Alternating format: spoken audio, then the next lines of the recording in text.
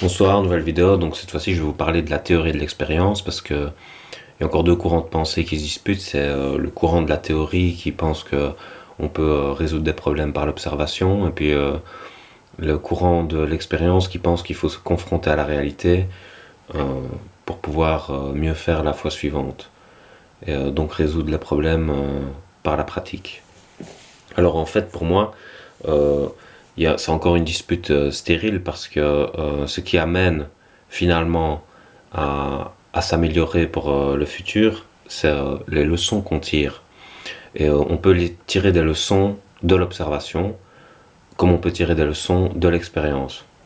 Donc je vais prendre un exemple. Imaginez, vous jouez au foot. Je prends encore l'exemple du foot. Vous êtes sur le terrain. Vous faites une mauvaise passe, votre coéquipier la réceptionne mal, la balle va en sortie. Euh, Qu'est-ce qui se passe si vous ne tirez pas de leçon? Bah, à la fois suivante, vous allez refaire une mauvaise passe et elle va encore aller en sortie. Pourquoi? Parce que vous allez être de mauvaise foi, vous allez vous dire, par exemple, que c'est votre coéquipier qui l'a mal réceptionné, pas vous qui avez fait une mauvaise passe. Et donc vous allez mal analyser ce qui s'est passé, mal analyser comment vous avez mis votre pied, etc. Pourtant, vous étiez dans l'expérience. Donc si vous ne tirez pas de leçon de ce qui s'est passé, vous pouvez répéter l'erreur 20 fois malgré le fait que vous soyez dans l'expérience. Et donc voilà. Après, il y a la théorie. Si quelqu'un vous regarde au bord du terrain, la théorie peut regarder comment vous positionnez votre pied, comment vous faites votre passe, et peut tirer la leçon du fait que ce soit vous qui ayez fait la mauvaise passe. Et donc, quand le théoricien se retrouve lui-même sur le terrain, il a retenu votre erreur au moment où il se situe lui-même, et alors il fait la bonne passe. Donc, dans ce cas-là, c'est la théorie, c'est grâce à la théorie qu'on peut s'améliorer par l'observation. Alors évidemment, ce qui se passe aussi, c'est la contrainte physique. Donc, par exemple, si on a mal observé, si le théoricien est au bord du terrain et qu'il pense que c'est votre coéquipier qui a mal réceptionné la balle, bah, quand il va se retrouver sur le terrain, comme il a mal tiré la leçon de ce qui s'est passé, bah, il va faire une mauvaise passe aussi. Donc dans ce cas-là, la théorie est mauvaise. Par exemple, l'expérience, à force d'échouer dans la pratique, ça peut arriver aussi, si vous positionnez mal votre pied, etc., bah vous recorrigez, donc vous tirez des leçons de ce qui s'est mal passé dans l'expérience.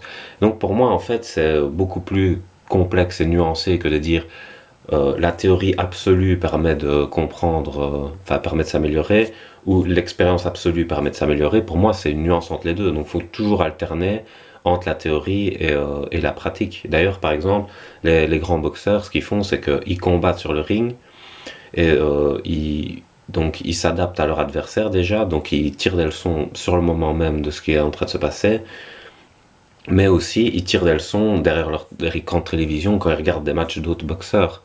Et donc c'est toujours comme ça, il faut toujours alterner entre spectateur et acteur, et entre théorie et pratique. Mais le plus important dans tout ça, c'est de tirer des leçons de ce qui se passe, c'est d'avoir l'information juste, et ça c'est tout ce qui compte. Qu'on soit dans la théorie ou qu'on soit dans l'expérience, c'est la leçon juste qu'il faut tirer.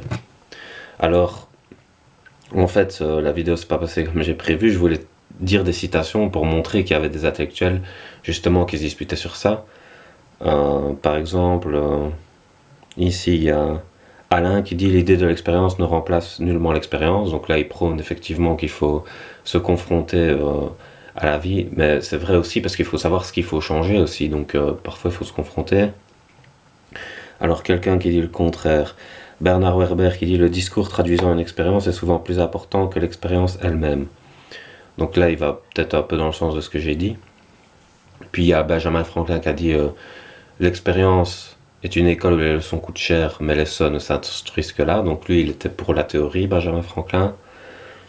Et il y a Léonard de Vinci qui dit la sagesse est fille de l'expérience, donc qui valorise l'expérience aussi. Donc vous voyez, finalement, pour moi, on peut regrouper tous ces intellectuels-là parce que chacun a une part de vérité, et pour moi, la vérité, c'est le rassemblement de la théorie de l'expérience. Voilà, j'espère que ça vous aura plu. Je vous laisse bonne soirée.